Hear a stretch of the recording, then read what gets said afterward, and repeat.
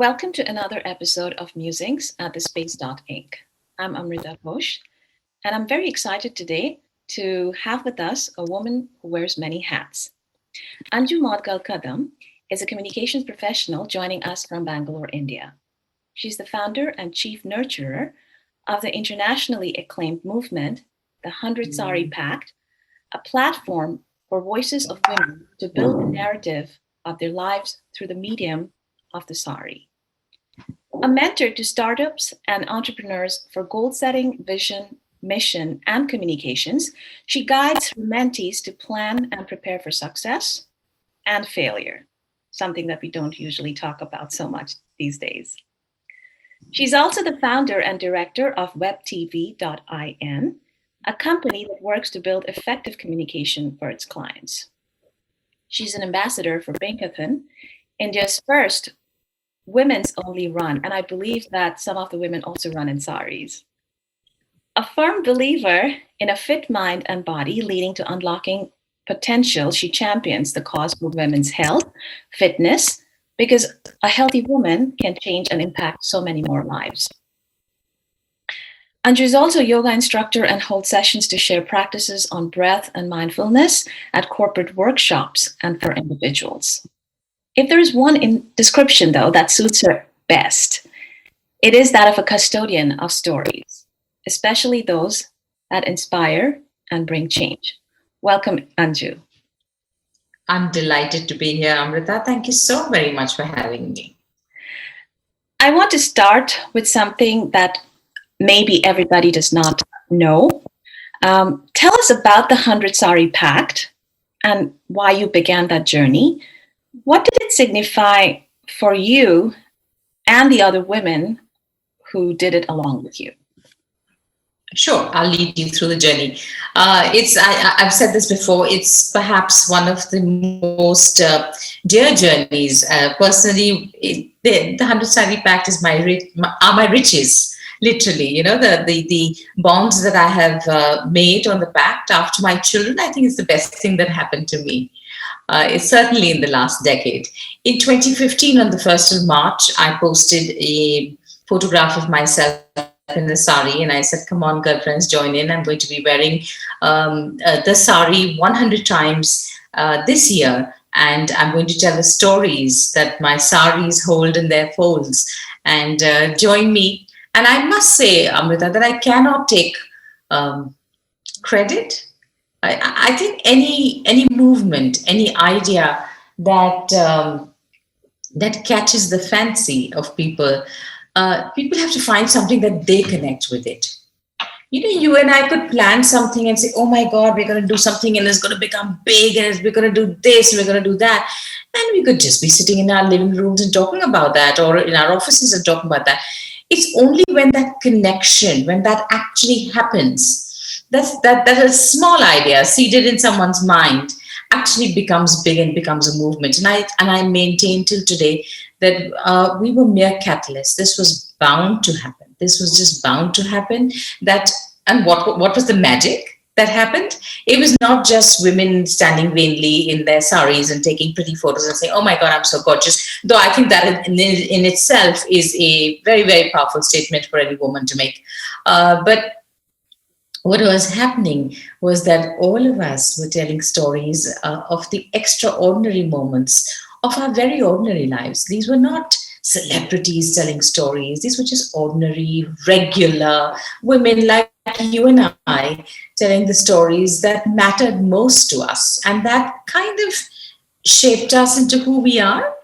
And I think that is the magic of the 100 Sari Pact. The impact of the pact, that I call it, is that we each found an audience for our stories. We each found a little bit of ourselves in every story told, even if that story was not ours. And we built a sisterhood that is strong till today, that held us up, that held us through the last 5 years, and that continues to grow in the bonds and in strength I still get messages saying, "Hey, we're sitting in Times Square, and I didn't know these women, and you got us together." Or someone from Rajkot will write to me and saying, "Didi, humne padha, and hum bhi karna chahte hain. We also want to join the Sari Pact. What can we do?" So the fact that it has grown from my circle of influence in that sense, and you know how Facebook is, right? And it was Facebook at that time; it was less Instagram. I tag five of my friends, and then five of my friends tag their five of their friends, and it was still sort of within my circle of influence. But by the 10th day, I think it had reached out into the world, far, far, far beyond I could imagine. I want to stay on why saris. So, what is it about the saris that connected or created the sisterhood? Of course, saris have had a long sort of evolution from ancient India, and then a certain kind of change happened in the Victorian era. It was controlled, it was orientalized and vilified during the colonial times. And later there was a kind of a national identity or nationalism that became synonymous with the woman wearing the sari, created a certain womanhood. What kind of narrative and story are you constructing through the sari and the idea of an Indian womanhood? Let me answer that question in 2, 3 ways, and only so that I can actually give you an entire picture, and all of your viewers and listeners an entire picture of what actually happened. And of course, Vision 2020 is always great in retrospect, right? I'm able to now see what happened there. Even in 2015, I was living it, and now I can see what happened there. What happened, Amrita, was that it was not, there was. It's funny that you ask what I was trying to do there. I wasn't trying to do anything, really. I was just trying to wear my saris and tell my stories. What happened, perchance, and that is the beauty of it, really, is that we got together, women, and I must describe to you the kind of women that we are. We are women, we are lawyers, we are teachers, we are professionals, we are homemakers, where we began as certainly more English speaking urban woman, I would imagine, mainly because Facebook sort of came to India in English, and it was accessible only to that kind of woman earlier. Of course, now you have Facebook in every single language from then, but it was all of us coming together and telling our stories. So were we intentionally building a narrative that we wanted to maneuver or or or or design? I don't think so. I don't think so. No, I was not. Very early on, I did understand that I had a very firm responsibility to nurture the community. And only because the community was becoming so special, because it was a community that was telling very personal stories, Amrita, that you would just tell your best friend sitting in your drawing room, so with just this virtual drawing room. In this year, it seems possible because now everybody's sitting in their drawing rooms and talking to each other. But 5 years ago, it was so beautiful and yet so strange sometimes that we found, I think, the strength within us to tell our honesty and tell our story so openly on a platform that was so public, so public. And I say this very often that, people talk about social media being the bane. And yes, of course, we've all seen the negatives of social media, but I don't know anything else that has been more beautiful on social media than the 100 Sari Pact and the coming together of women. So what is the narrative that we began to build inadvertently, I think, in the beginning, and then we realized from each other's story and we took strength from that? They became stories of everyday life, like I said, but stories. And I must say that while it was a celebration of the sari wearing women telling the story, it was not necessarily ha or all is well kind of stories. They were also stories of just standing at the crossroads of life in his sari and deciding to go this way and to shut the door on that one. and so they were the stories of choice. There were stories of color. There were stories of discrimination. There were stories of turmoil at home. There were stories of finding one's voice in an office, of being taken seriously. Everything that a woman goes through was being told through the folds of the sari. And life kind of unfolded really in that year, where we heard so many voices add their story to the narrative of the 100 Sari Pact. Have I been able to answer what you asked? Yes, and when you talk about the stories through the sari, I immediately think of my mother's and the women in my family in the everyday. And sari is something that has been there, which I obviously did not think about. But now that I rethink the women of my family, everybody did everything in a sari and had special stories to connect to saris. I'm often asked, who is your inspiration? My inspiration is my mother. I have seen my mother wear a sari all the time for everything, even to sleep. They would change into, there was no concept of the night suit or anything, or PJs. When my mom was growing up, she's 86 now. And what they did was, apart from the sari they were wearing all day, they had two or three very soft, malmal it's called, very soft cotton, that they would change into to sleep, maybe tie it slightly loose around the waist and to sleep in. So the sari actually was life, literally. I mean, it was just someone who accompanied you in your entire life journey once you became a woman. And I have seen my mother, and I don't know any woman stronger than my mother, and than mothers, not just my mother. But if I shut my eyes, Amrita, and I think of the superwoman in the way that we know superwomen, doing multitasking, doing so many things at one hand, in one time, balancing so many things. I use this hashtag often, be Durga, and I can only imagine a woman in a sari doing that, and this pallu becomes the cape, becomes that superwoman cape that we sort of wear, adorn ourselves with. I started wearing the sari, not very young. I saw my mother wear it, of course, and of course, my first memory of the sari is wearing it with my sister when I was 7 or 8, and they weren't even saris; they were dupattas that we were tying around ourselves as saris, long stoles for your audience who doesn't know what dupattas are, and we were playing house. So there would be my father's umbrella, which was a large umbrella, my mom's umbrella, which was a little smaller, and then ours. So it was like the papa bear, the mother bear, the baby bear kind of concept. And we used these as rooms. So that was an office, then there was the home, and then there was the kitchen.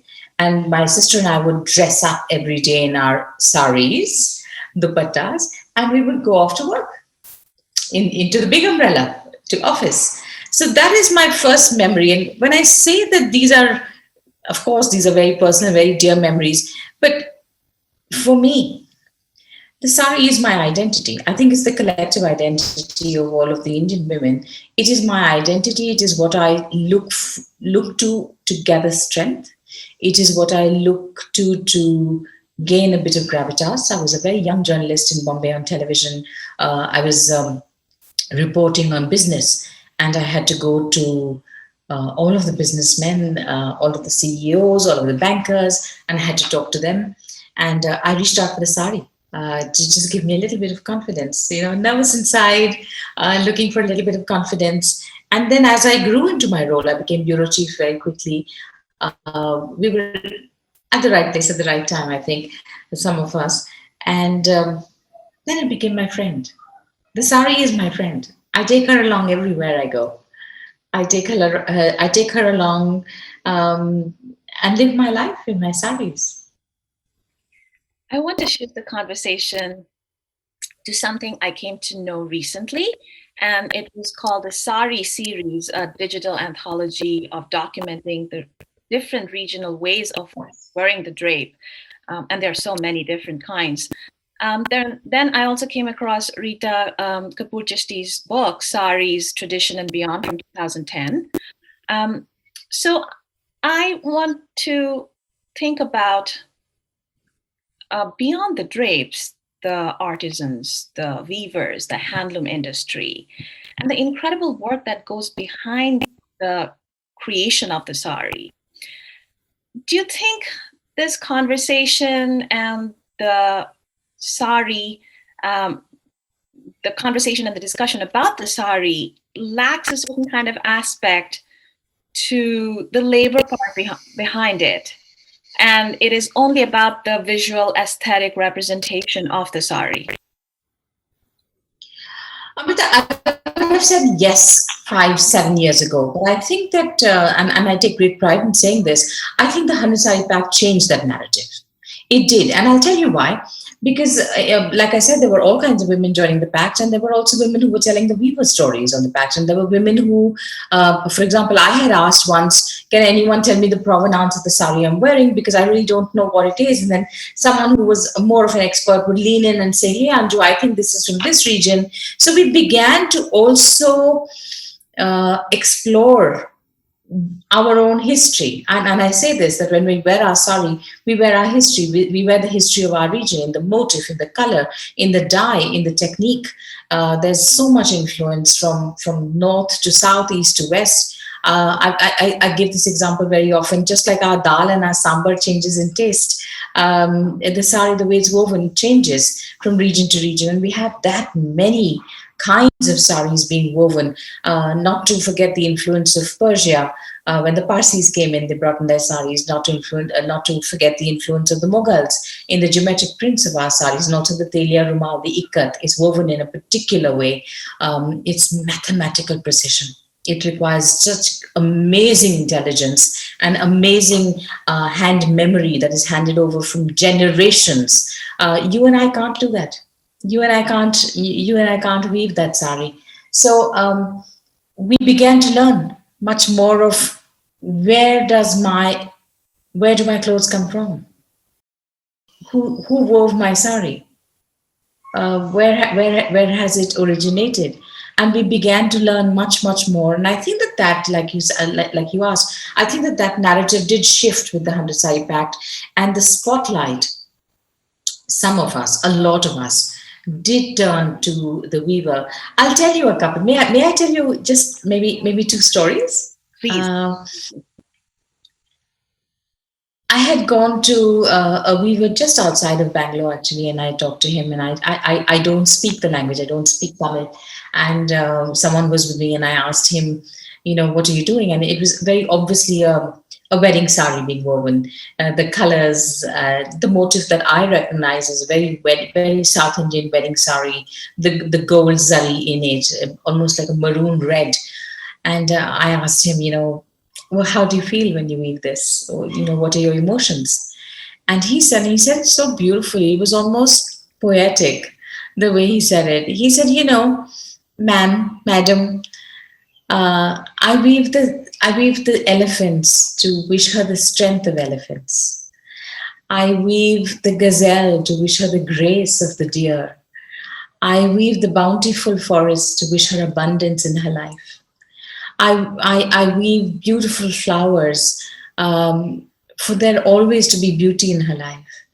And I weave the gopurams. Gopurams are like you have steeples of the church. The gopurams are actually the top parts of the temples, of mandirs. And it's a very common motif again to build, to sort of weave the gopurams of that area. And that is how actually you recognize where the sari is from also. Of course, now you have cross culture and everything.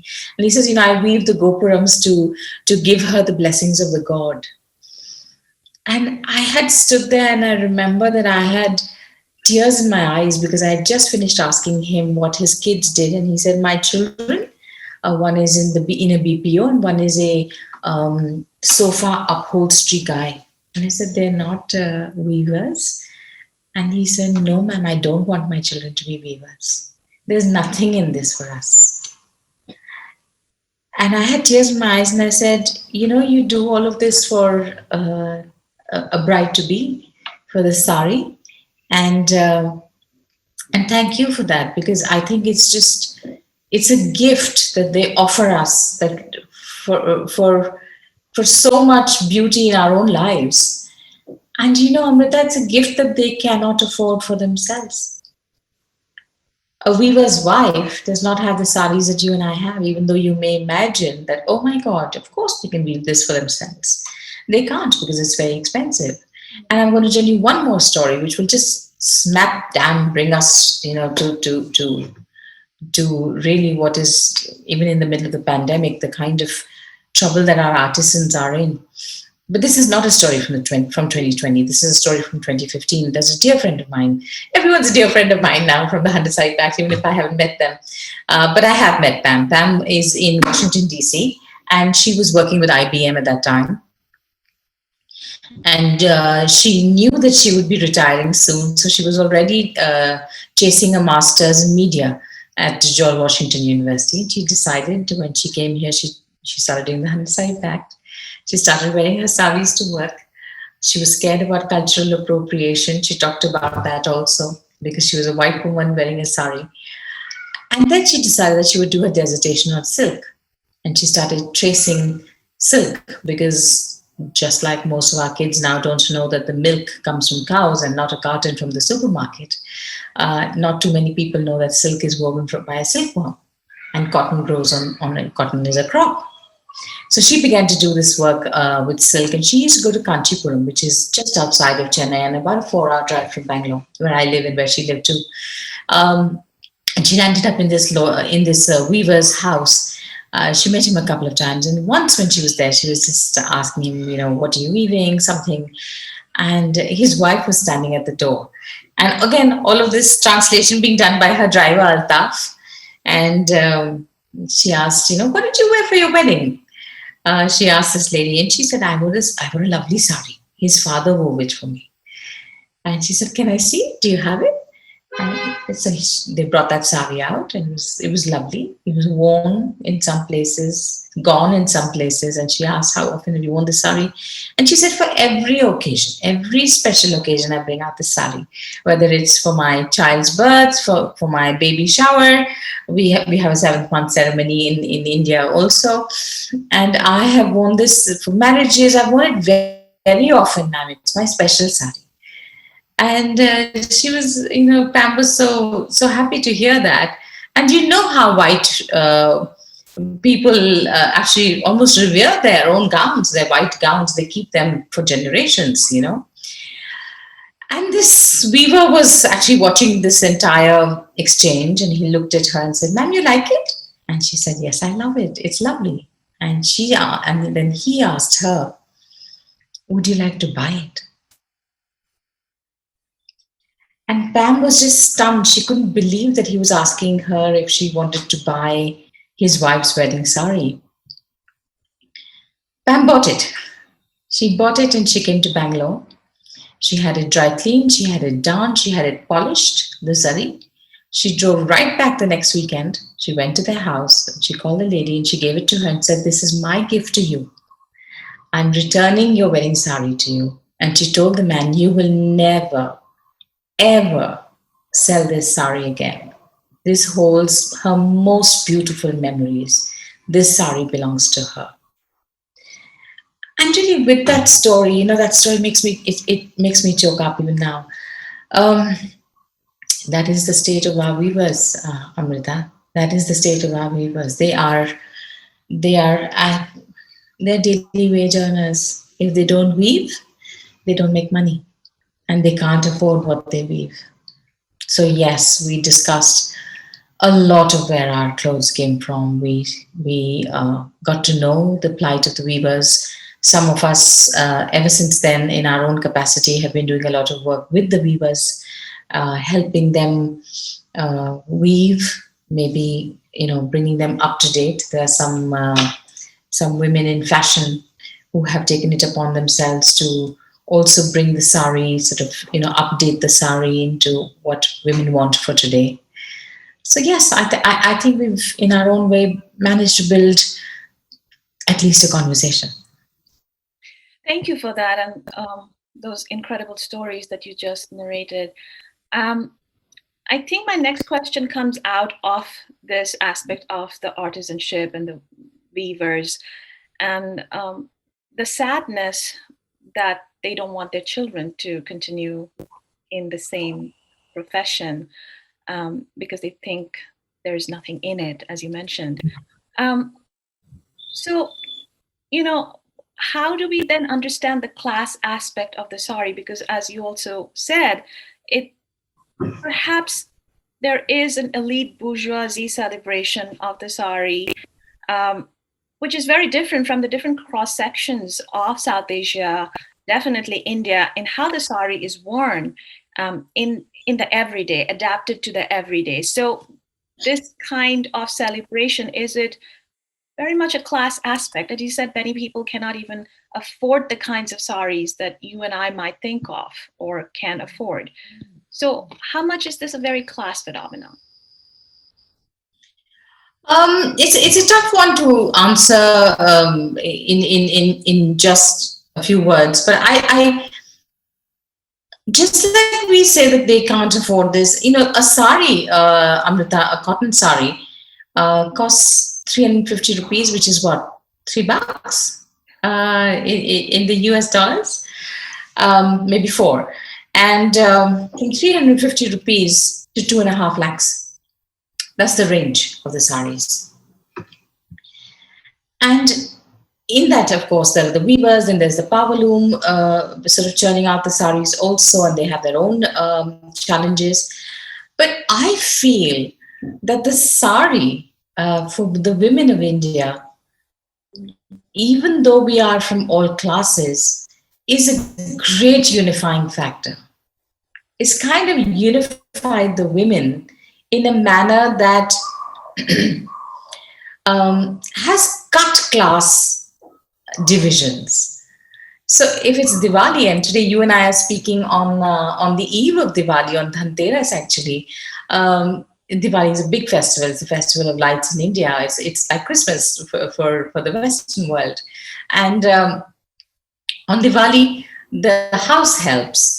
And the housekeeping staff will all be in their best saris, and we always exchange sweets and diyas, which are lamps, with our house help. I live in a condominium with all of the ladies who work in the housekeeping or in the security staff, and they'll all be in their best, and I'll be in my best, and we'll look at each other and say, "Lovely sari," or "You're looking so gorgeous today."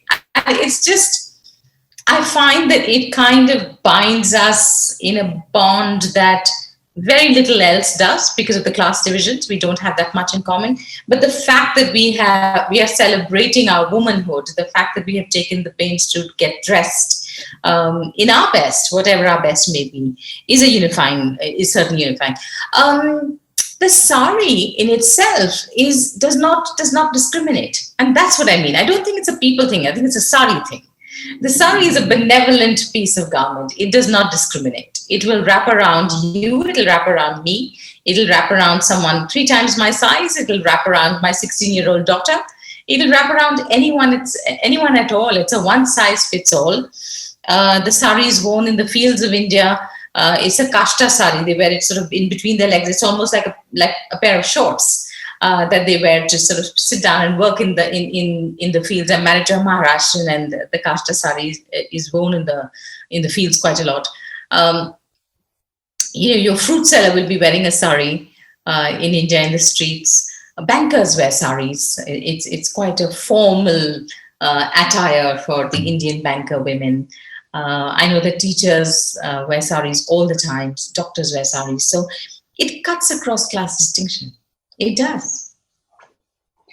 And as far as the elitist bourgeoisie tilts to, I think that's a statement. I think that's a fashion statement, less than just a sari statement. Does that make sense? So, great pantsuit made by, you take the name, whoever.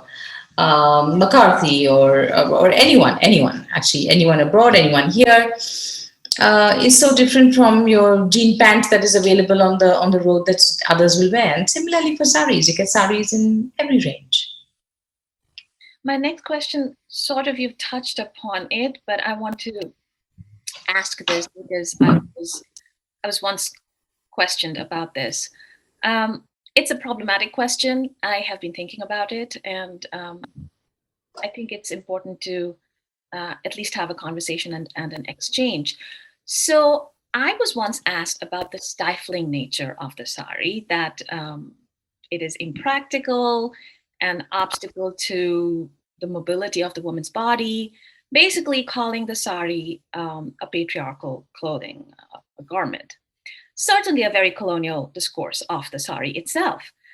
But then how can we create counter narratives to this idea, um, which potentially has this othering of non-Western South Asian women in a sari, having a certain kind of gaze when women, South Asian women, wear the sari? How can we create counter narratives to that? Uh, I'm both amused and annoyed with this. I've also been asked this a couple of times, or conversations alluding to this. But if I wore a pantsuit, I would be accused of being trying to be like a man.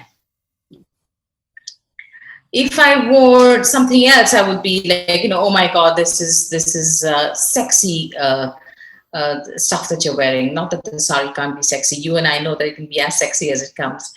But I really think being progressive, and I don't use the word modern versus traditional. I don't like using that nomenclature at all.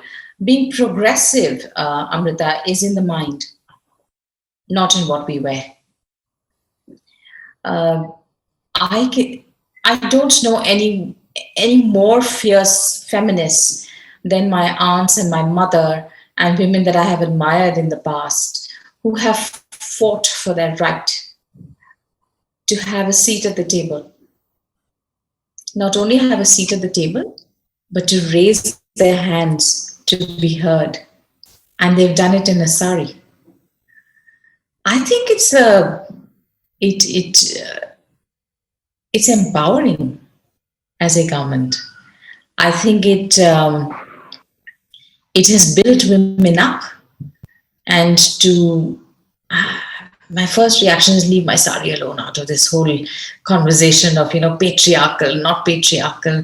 I think sometimes we kind of push these academic discussions onto and agendas onto things that need to be left alone. There are more important things to discuss, and really, I feel like whatever you may wear, whether it's an abaya, whether it's a sari, whether it's a pantsuit, really what you think, how you behave, and whether you can find it in yourself to be kind to another human should surely define us more than what we wear.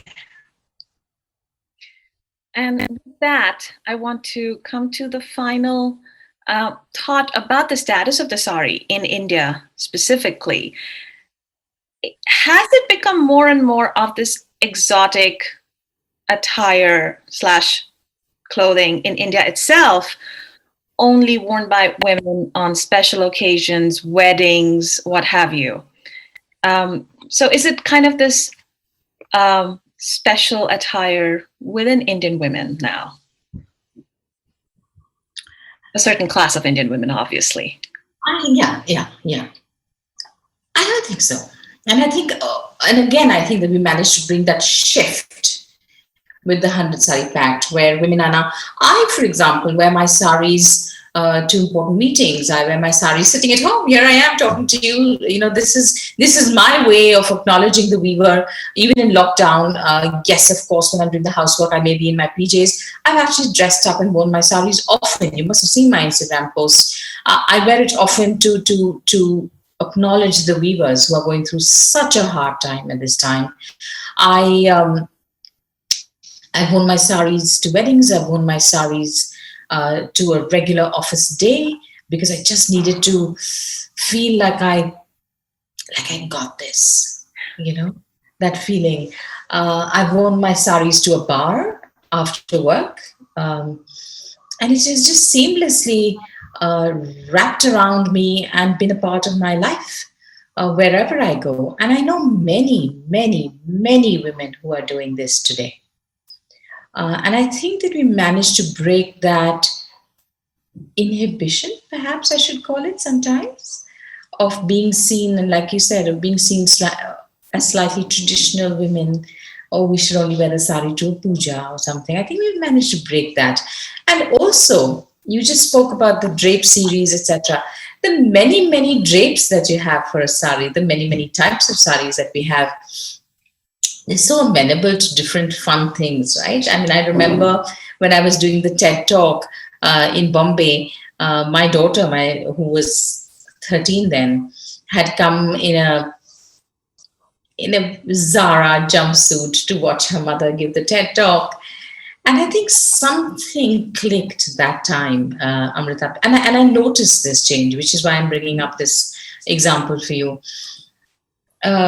Something about how everybody was listening to this woman who was wearing a sari, who happened to be her mother, but this woman who was saying things that were relevant even to her generation. When I said that the sari can never get old, if something can give you a new sense of identity, a sense of being, a sense of power, then how can this be ever become old? That's a statement I made in the TED talk. She came back, and for the next, I can't remember what, we were getting dressed, and she came to me and said, "Mom, can I wear a sari?" Until today, she's 16 now. She wears the sari with aplomb, but she's made it her own. She wears it with her t-shirts. She wears it with her van collection with Snoopy at her feet. She ties it higher up. She takes the pallu in funny, interesting ways. She's made it her own. She really has. And I think that is what we have managed to do with the 100 Sari Pack. And I will take a little bit of credit for that, where every time that the conversation stirred to this is how we should be, and in a group conversation sometimes that there is that, I would stir it back to how we are all individuals. And it's all right for each one to hold the space for the other. And I think that is important. And I think that we managed to do that, Amrita. I don't think that it's only occasion wear anymore. You talk to any woman in India who wears saris, and there are plenty who don't, and that's fine. That's fine. As you know, so we need someone to appreciate the fact that we're doing this, and as long as they can appreciate that why we wear our saris, even if they don't wear their saris, and why we tell our stories in our saris, and we live our lives in our saris fearlessly, sometimes with fear also, just negotiating this thing called life. I think that there is a huge acceptance now. It's no longer anybody asking me, well, they can't. I am the 100 Sari Pack lady. Not too many people ask me, why are you wearing a sari today? I've often been asked, why are you not wearing a sari today, by the way? But I hear it from friends also. No longer someone asked, special occasion, why are you wearing a sari today? It's okay. We're just living our lives in what we like to wear and celebrating ourselves. And with that, we're connecting, me from Sweden, you from Bangalore, India, through the sari here. Thank you. I wanted to ask you, and I don't know if your producers will keep this bit or not, but what does a sari mean to you?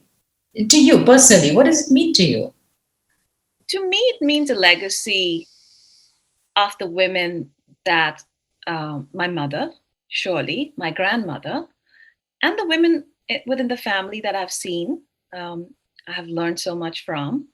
My understanding of empowerment comes from them before I went to any kind of gender classes in grad school. So a sari is a very intimate legacy, a history of the women that I deeply respect and have learned so much from. So that's what a sari means to me. Absolutely. And also it keeps you connected, right? It keeps you connected to the memories, to them, to all of them. And I think that it is every Indian woman who's wearing them, anyone who's not Indian who's wearing them also, who realizes that it's a very strong part of not only identity but also steeped in, yes, in tradition, but also in strength. On that note, thank you so much, Anju. I hope to connect soon. Thank you so very much, Amrita. I enjoyed this myself.